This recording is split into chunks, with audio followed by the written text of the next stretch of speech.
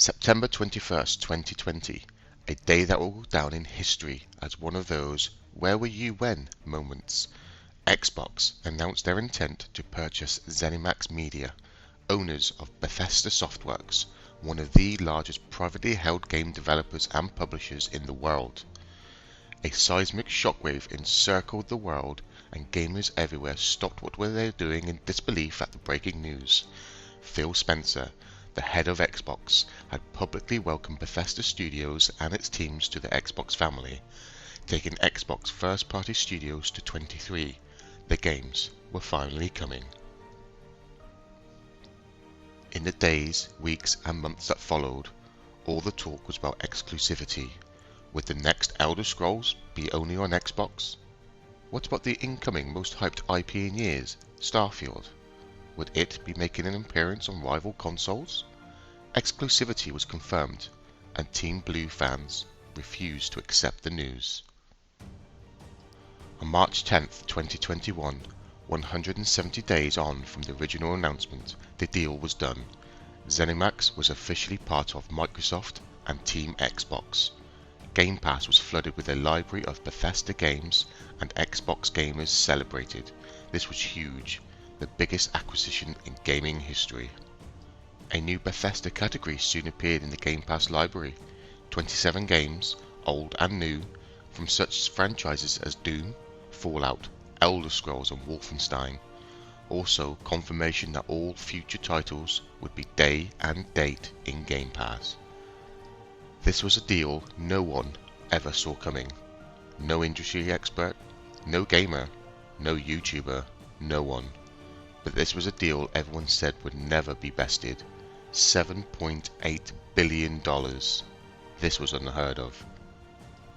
Then, on January 18th, 2022, Phil Spencer once again took to the world stage, announcing to us all Microsoft's intention to purchase Activision Blizzard King and all of its studios for $68.7 billion.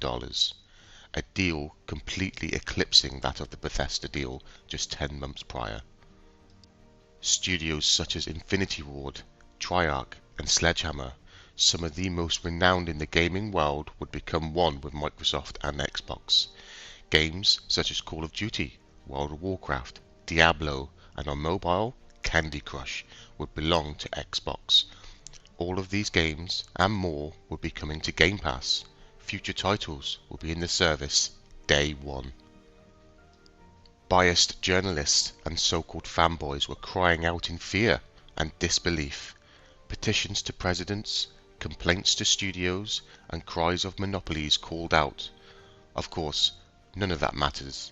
Armchair CEOs were just upset by the news that their favorite place to play could possibly no longer be getting these games. A lifeline was given by Xbox.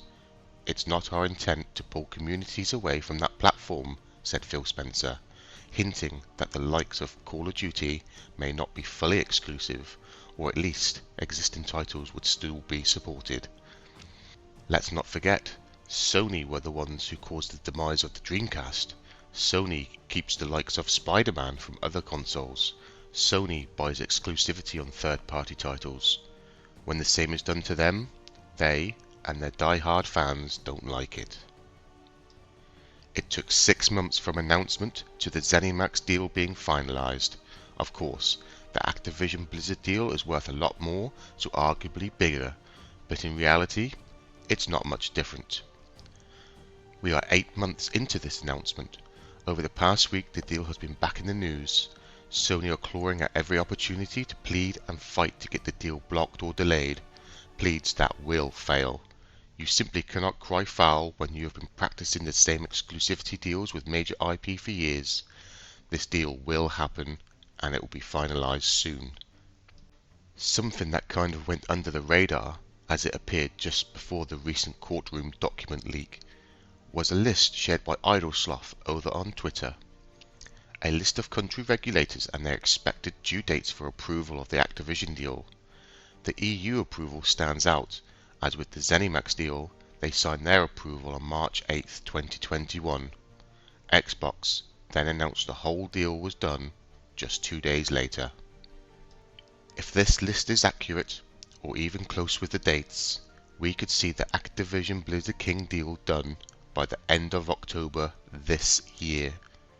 A day when a flood of the biggest gaming franchises will hit Game Pass, including the entire catalogue of Call of Duty games, and all future titles, day one, in Game Pass. The deal is closer than you think. Thank you for checking my video. This is my first opinion piece, and I would really love to hear what you think. Am I completely wrong? Could there be weight to my argument? When do you expect the deal to be done? As always, please hit the like and subscribe buttons. It will really help me grow my channel. Follow me on Twitter, and please leave some comments below.